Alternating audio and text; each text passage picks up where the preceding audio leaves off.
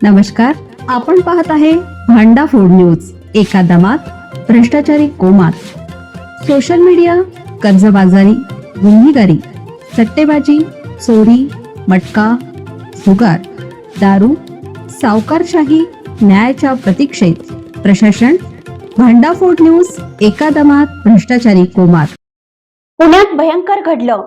मुठा नदी पात्रातील अंधाराचा घेतला फायदा. त्या भीषण दृश्याने खळबळ.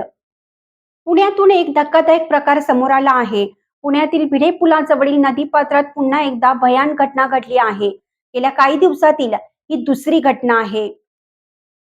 या अपघातात 1.5 वर्षाच्या एका चिमुकल्याचा मृत्यू झाला, तर 20 ते 25 प्रवासी जखमी झाले आहेत. मुंबईहून पुसदकडे निघाली होती बस. अपघाताची घटना मेहकर येथील टोल नाक्याजवळ घडली. मुंबईहून पुसदकडे निघालेली ही खाजगी ट्रॅव्हलर्स बस भरधाव वेगाने जात होती.